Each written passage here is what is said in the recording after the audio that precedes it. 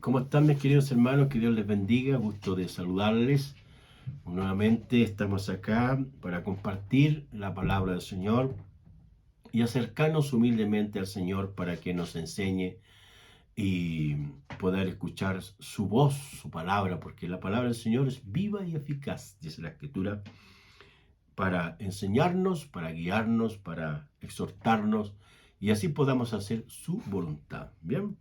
El texto que hoy vamos a leer está en Primera de Tesalonicenses, en el capítulo 5, los versículos 1 al 3. Primera de Tesalonicenses, capítulo 5, versículos 1 al 3. Dicen así: pero acerca de los tiempos y de las ocasiones no tienen necesidad, hermanos, de que yo les escriba, porque ustedes saben perfectamente que el día del Señor vendrá como ladrón en la noche.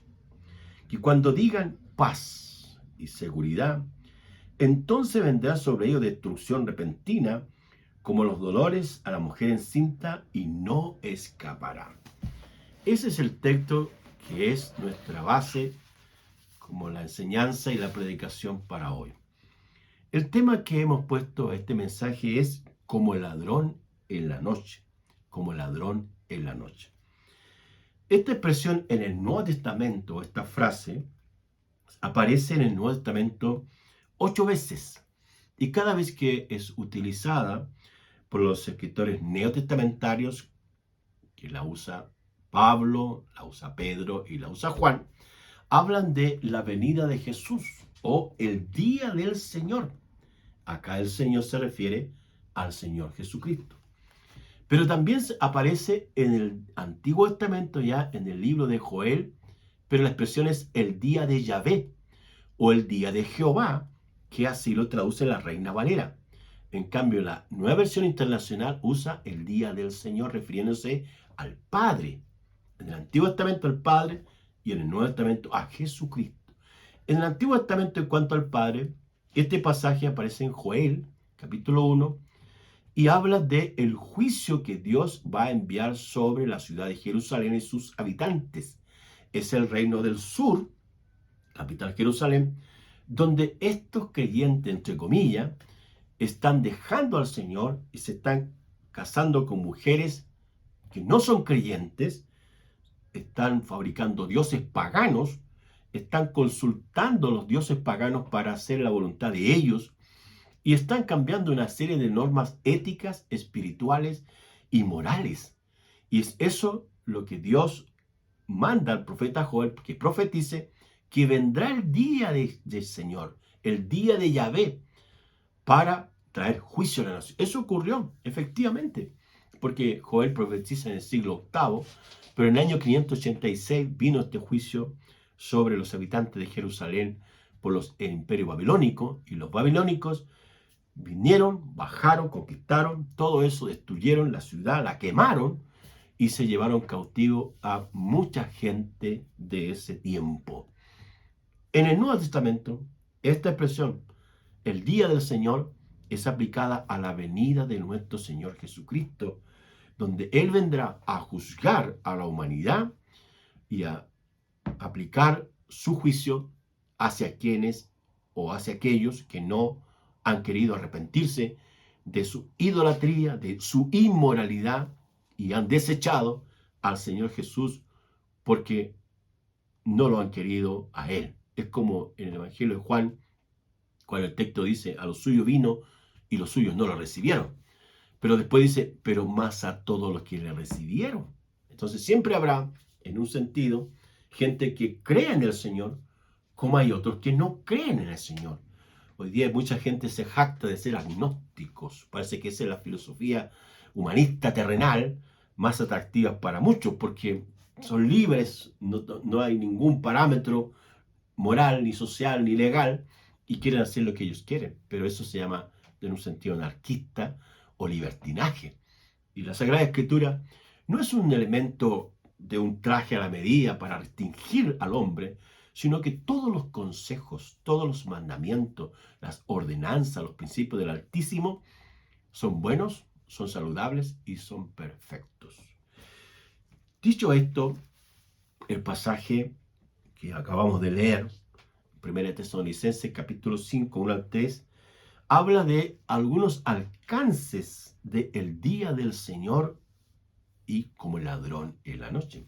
En primer lugar están los tiempos. El texto dice, pero acerca de los tiempos, escribe Pablo, no tiene necesidad, hermanos, de que yo les escriba. Pablo escribe acerca de los tiempos. Usa la expresión verbal y el vocablo acá que habla de la palabra tiempo en el griego es el vocablo cronos, que tiene que ver con tiempo planificado, sistematizado, un largo tiempo o también puede ser un corto tiempo. Hay otra palabra también que es la palabra kairos, que se refiere a un tiempo oportuno en que Dios interviene. Hay otra palabra que es la palabra hora, que es también en un momento, y aparece ahí en Juan, cuando María le dice a Jesús, falta el vino, y Jesús dice, aún no es mi tiempo. La palabra griega ahí es hora. No es el momento que Jesús iba a transformar el agua en jugo de la vid. Y hay otra palabra que es la palabra oudia. Esta palabra se refiere a un buen tiempo, que Dios interviene en alguna situación de mal tiempo que alguien está viviendo. Es como la mujer que tiene flujo de sangre y que por años ha vivido en un mal tiempo porque lleva una enfermedad en su cuerpo que no le permite ser mujer. Está afectada físicamente. Pero se acerca al Señor y toca su manto. Y Jesús dice, ¿qué me ha tocado? Los discípulos, pero si que todos te pueden tocar, dice, mucha gente que está acá. Pero Jesús dice, alguien me tocó y salió virtud de mí. Salió poder del Señor y sanó a esta mujer. Ese mal tiempo, mal vivir de esta mujer enferma, el Señor en su buen tiempo intervino y le sanó. Hoy día también usted puede estar viviendo un mal tiempo en su matrimonio, en su economía, con sus hijos, con su esposo, con sus suegros, con el país, un mal tiempo. Pero si usted le pide al Señor que Él intervenga, Jesucristo puede cambiar ese tiempo y traerle un buen tiempo para su vida, para su hogar, para todos sus seres queridos. Ahora, también esta palabra, tiempo, es el cronos, el kairos, el oudia, habla específicamente de que el Señor tiene todas las cosas ordenadas, todas las cosas planificadas, todas las cosas Él las conoce antes que ocurran. Nada puede sorprender a Dios. Y es muy importante entender lo que el Señor hizo, su creación. Los peces se mueven en un contexto de hábitat. Las aves por el aire, otro lugar de hábitat. El hombre acá en la tierra, las plantas enterradas en el suelo, dan los frutos. Todo el Señor lo ordenó con su sabiduría, su diseño y su originalidad. Es el hombre con su pecado, con su rebeldía, su soberbia y arrogancia, que quiere hacer otras cosas, interviene en las cosas creadas por Dios y causa caos, desorden, inestabilidad, inseguridad. Pero el Señor, en su tiempo, todo está bajo control. Bendito sea Dios. En segundo lugar, está lo escrito en cuanto al día del Señor o como el ladrón en la noche. Las escrituras tienen un tremendo valor, tuvieron y son actualmente y en el futuro serán para el pueblo de Dios.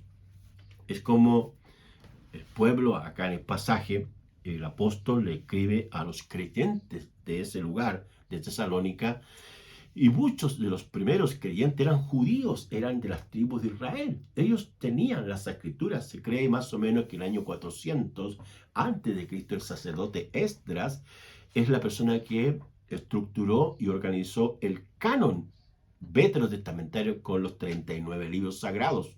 En el Nuevo Testamento, más o menos en el año 280, 300 aproximadamente de la era cristiana, se cree que se ordenó los 27 libros del Nuevo Testamento. Y después, ambos testamentos, el Testamento original, o llamado Antiguo Testamento, y el Nuevo Testamento, o Nuevo Pacto de la persona de Jesús, fueron unidos y hoy día tenemos el texto sagrado con 66 libros. Entonces, la escritura cobra un sentido muy importante. Allí en el pasaje de Romanos, capítulo 15, versículo 4 dice, porque las cosas que se escribieron antes, ¿cuáles cosas se escribieron antes? La primera revelación o el Antiguo Testamento también. para nuestra enseñanza se escribieron. ¿Cuál es el propósito de Dios en la Escritura? Es enseñarnos, educarnos, el aprendizaje, los conocimientos de Dios, cómo su palabra es viva y es eficaz. Pablo también escribe, dice, toda la Escritura es inspirada por Dios y útil para enseñar. Toda la Escritura, el Antiguo Testamento primero y luego todas las Escrituras, los 66 libros. Este es el libro más hermoso y maravilloso, mis queridos amigos, que nosotros tenemos. Y en ese sentido tenemos que amarlo, apreciarlo, dignificarlo, respetarlo, porque lo que Dios desea es que amemos su palabra y aprendamos del Señor cada día. También el pasaje dice, a fin de que por la paciencia y la consolación de las Escrituras tengamos esperanza. ¿Qué es lo que ofrece la Escritura? Paciencia. También consolación y al mismo tiempo tengamos esperanza. Muchos de los políticos hoy día le ofrecen cosas a las personas, les prometen cosas. Es como también los padres le prometen cosas a los hijos y no cumplen. Así son los hombres. Pero Dios, en sus promesas, todas las promesas de Dios se han cumplido y se cumplirán porque Dios es fiel, es confiable, es creíble. ¿Podemos confiar en el Señor? Claro que sí podemos confiar en el Señor, porque Él es confiable para nosotros en todo lo que necesitemos. Mi Dios suplirá todo lo que os falta conforme a sus riquezas en gloria en Cristo Jesús. El Señor proveerá. Y es una frase que nosotros los creyentes tenemos muy guardada en el Señor. Es mejor ser creyente que ser escéptico. Es mejor tener fe que ser un incrédulo. Es mejor ser un hombre fiel que un infiel. Dios premia la fidelidad, la fe, porque sin fe es imposible agradar a Dios. Dios agrada cuando confiamos en Él y confiamos en su palabra, porque escrito está que el Señor sostiene a sus hijos. En Juan 5:39, el Señor Jesús, hablando con los escribas y fariseos que dudaban de su mesianismo, el Señor le dice, escudriñad las Escrituras, escudriñen las Escrituras, porque ellas hablan de mí. Ellas hablan de mí. Entonces, cuando leemos las Escrituras, estudiamos las Escrituras, nos acercamos a las Escrituras, vamos a conocer mejor al Señor. Vamos a ser personas más honestas, íntegras, verdaderas, trabajadores, esforzados. Eso es lo que Dios desea. Pero a veces no tenemos tiempo para las Escrituras. Hay tiempo para la televisión, hay tiempo para ir a de campo, hay tiempo para hacer tantas cosas. Y no hay tiempo para leer las Escrituras. Los creyentes de Berea se caracterizaron porque dice el texto sagrado. Vamos a leerlo allí en Hechos 17:11 rápidamente. Hechos 17:11 dice, y estos eran más nobles que los que estaban en Tesalónica, pues recibieron la palabra con toda solicitud, escudriñando cada día las Escrituras para ver si estas cosas eran así. Pablo explica la palabra del Señor a través de las Escrituras y estos creyentes tienen las Escrituras y empiezan a leerlas, empiezan a evaluarlas, empiezan a cotejar, a comparar. ¿Es verdad lo que dice Pablo? ¿Está escrito del Mesías? ¿Eres el único redentor de los hombres? Pues bien, hermanos, amigos, que usted nos ve, que nos escucha, examine las Escrituras. ¿Es correcto que Jesús es el camino, la verdad y la vida? ¿Es correcto que Jesús, Él dijo que venía a dar vida y vida en abundancia? ¿Es correcto que Jesús resucitó entre los muertos? ¿Qué dicen los textos sagrados? ¿Qué dicen los contemporáneos del tiempo de Jesús? Hay evidencias. La Escritura permanece para siempre. Y eso dicen los escritores sagrados. El hombre cambiará sus leyes, su forma, su manera, su forma de vestir, el pelo, la forma de hablar, etcétera, la barba, lo que sea. Pero la palabra de Dios permanece para siempre. Y ella confronta nuestro corazón, nuestra vida moral, nuestra vida social, nuestra vida económica, para que si estamos en mentira, en engaño, nos volvamos al Señor, porque solo Jesús es el que puede transformar nuestra mente y nuestro corazón. En tercer lugar, lo inesperado del día del Señor. El Señor no le va a mandar un correo electrónico, un mensaje, un WhatsApp, sino que está escrito en su palabra que Él va a venir. Ahora, la Biblia tiene un mensaje verbal, no numeral. Tiene un mensaje verbal, no numeral. no, usted no va a encontrar la fecha exacta de cuándo el Señor va a venir. El Señor Jesús, como escatólogo, en los últimos tiempos de la humanidad, Él habló allí en Mateo 25, Lucas 24, Marcos 13.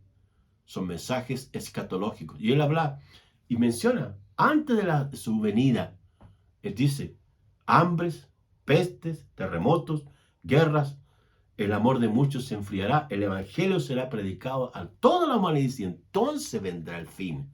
Entonces, la iglesia, los creyentes, tenemos que evangelizar al mundo. La gran comisión se sintetiza en dos verdades, la evangelización y la educación. Evangelización y educación tienen que ir de la mano. No puede acentuarse mucho la evangelización y educación atrás, o mucha educación y poca evangelización. Las dos cosas tienen que ir de la mano. Son verdades paralelas para la iglesia del Señor. Entonces, es muy importante darnos cuenta en esto, que el día del Señor o la segunda venida será como el ladrón en la noche. Ahora, ¿para quién será esa expresión? Es para los no creyentes, porque el texto dice en el versículo 4, Primera Tesalonicenses, capítulo 5, versículo 4, dice, mas vosotros, Pablo le dice a los creyentes, hermanos, no estáis en tinieblas para que aquel día les sorprenda como ladrón. ¿Por qué razón? Porque de acuerdo al contexto, usted va a notar, si lee bien, con cuidado, con detención, ya la primera resurrección se efectuó. Ya el rapto de la iglesia ya ocurrió y nosotros los creyentes estamos con el Señor. Y viene la segunda venida. Cristo a juzgar a la humanidad que no ha querido arrepentirse. Quiero leerle un pasaje más en el libro de Revelación, o llamado también Apocalipsis. Apocalipsis es la palabra griega, pero habla de revelación. Ahí en el capítulo 9:20 dice así, y los otros hombres que no fueron muertos con estas plagas, se refiere a las plagas de la gran tribulación, ni aún así se arrepintieron de sus obras, de sus manos, ni dejaron de adorar a los demonios, fíjese, adorar a los demonios, y a las imágenes de oro, de plata, de bronce, de piedra y de madera, las cuales no pueden ver, ni orar, ni andar. Las imágenes no pueden oler, oír, ni andar, ni ver tampoco. Son imágenes. Ahora, ¿qué es lo que se esconde detrás de los ídolos? Fíjate, el texto dice, los demonios. En 1 Corintios capítulo 10, Pablo dice a los creyentes de Corinto, no practiquen la idolatría. ¿Qué es lo que es el ídolo? No es nada en sí mismo, pero lo que se esconde detrás del ídolo son los demonios. ¿Qué buscan los demonios? Deificarse, que la gente les adore. ¿Qué busca Satanás? ¿Qué buscó Satanás allá en el cielo? Ser Dios, ser igual a Dios. Y hoy día mucha gente cree que el hombre es Dios. Nunca, jamás, jamás. El hombre va a ser Dios. El único Dios es Jesucristo el Señor. Hay un solo Dios, un solo mediador entre Dios y los hombres. Jesucristo hombre. Somos criatura. Somos débiles. Envejecemos. Y vamos a morir. Dios es eterno. El único Dios todopoderoso es el Señor. Y Él quiere nuestra salvación. Él quiere que nos subamos a Él. Que nos arrepintamos de nuestros pecados, de nuestra maldad. Y creamos en Jesucristo, porque Él es el único Salvador. Y no hay más. En un sentido, el Evangelio y nuestro Señor Jesús es concluyente, porque Él dijo, yo soy el camino, la verdad y la vida. ¿Quién es la verdad? ¿Dónde está la verdad? La verdad no es un concepto. La verdad es la persona de Jesús.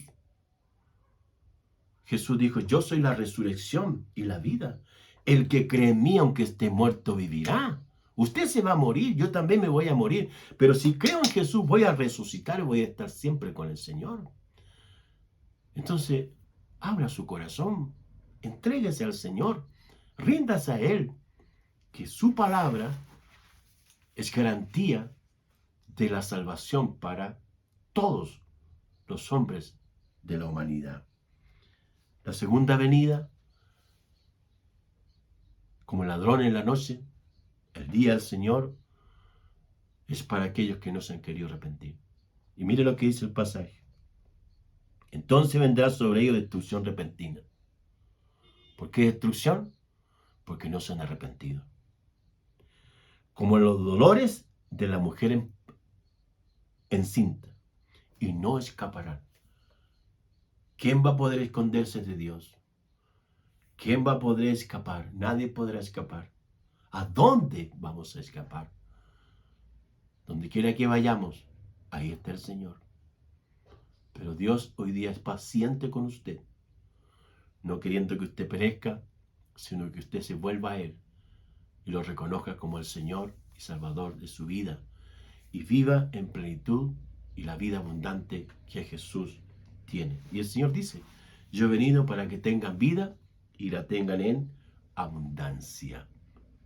Termino diciendo, el día del Señor será como el ladrón en la noche para los no creyentes, ya que los hijos de Dios, los creyentes, quienes nos hemos arrepentido y vuelto al Señor, esperamos al Señor que en cualquier momento ocurrirá el rapto de nuestras vidas para así estar siempre con el Señor. Que Dios nos ayude, que usted se vuelva al Señor y viva el Evangelio de Jesús con la vida preciosa y maravillosa que se encuentra en Cristo Jesús. Oremos. Querido Dios, te damos gracias por tu palabra, porque ella nos habla a tiempo y también fuera de tiempo. Que tú eres paciente, Señor, que tú amas a tu creación, que tú amas a las personas, pero también tú eres el juez de la humanidad, que no podemos negar esa verdad que está en tu palabra. Y por amor a la verdad, tenemos que decirlo, que Jesucristo es el Señor, el único Salvador de los hombres, y que eres la verdad para todos. Querido Dios, gracias te damos por tu palabra. Bendícenos. Muchas gracias en el nombre de Jesús. Amén. Que Dios te bendiga.